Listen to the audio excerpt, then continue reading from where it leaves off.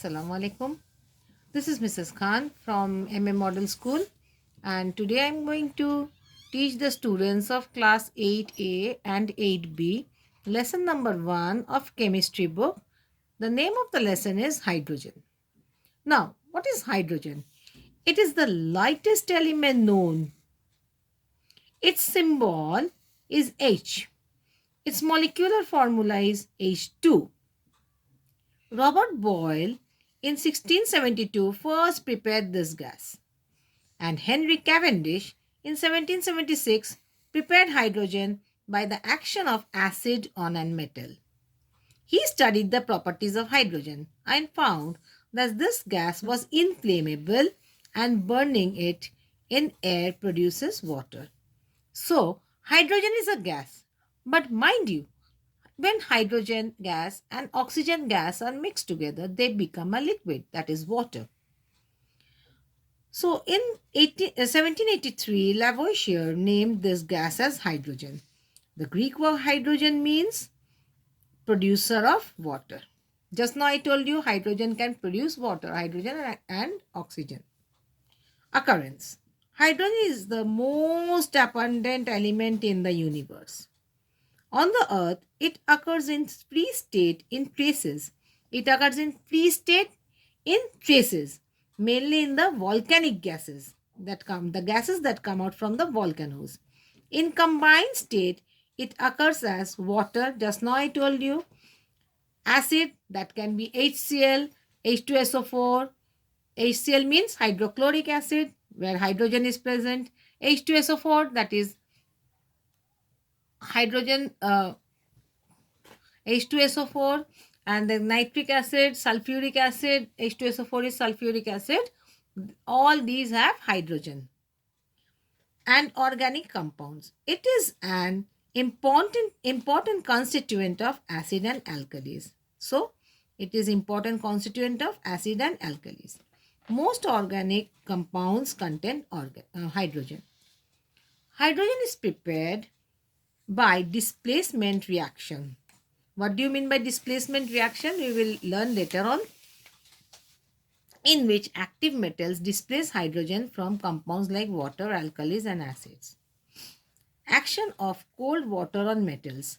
Active metals like sodium, potassium, calcium, they react with cold water and give out hydrogen. So sodium is the one of the metals which is very slippery to touch. Okay, and it is most reactive. Sodium, calcium, and potassium, they are most reactive metals with water.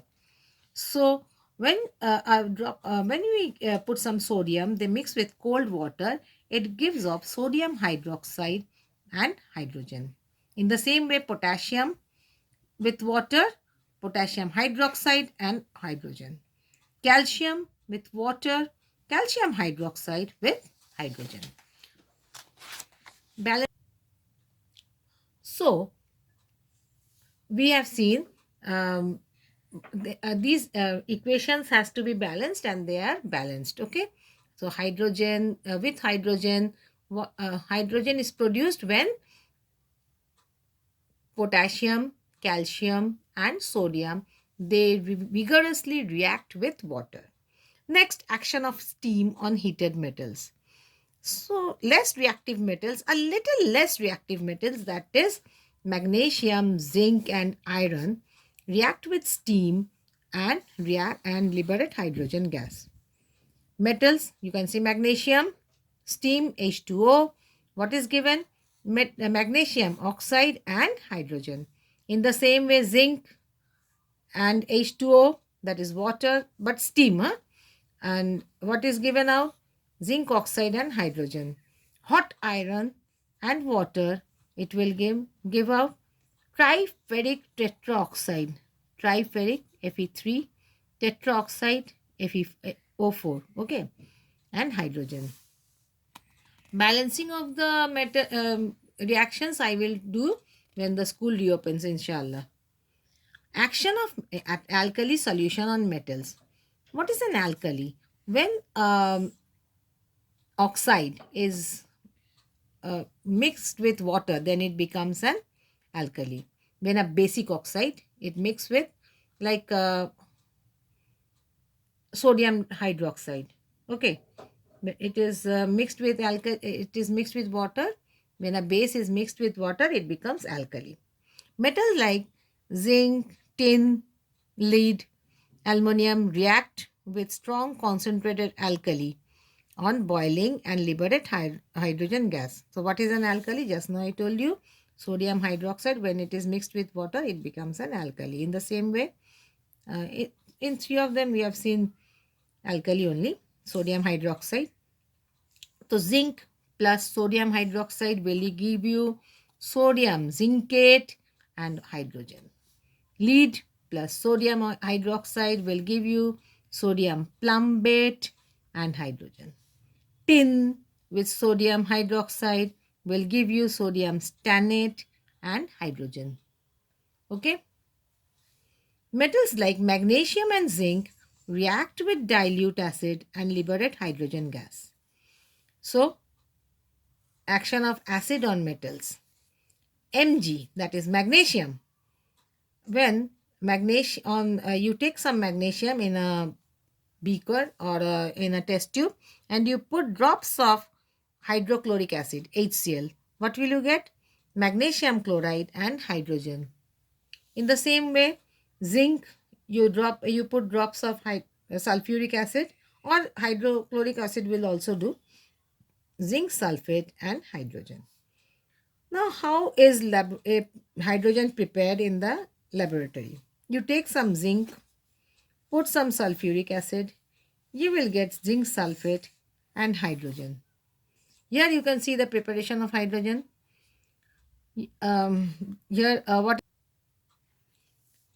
So here we can see preparation of hydrogen. First of all, the apparatus we will take are a thistle funnel, a double bend delivery tube. This is a round flat bottom flask, round bottom flask but flat at the bottom. This is gas jar and this is a beehive shelf, this one, and this is a trough. The whole thing is kept in a trough, the beehive shelf. So I have taken some zinc pieces and through the thistle funnel I have dropped some hydrochloric acid, dilute hydrochloric acid, not the raw ones. Dilute means a little mix, water is mixed. What will happen? Hydrogen gas will be evolved and it will go out through this double bend delivery tube and through the beehive shelf it will be collected by the downward displacement of water. And the first few bubbles has to, we should escape because later on it is collected by downward displacement of water.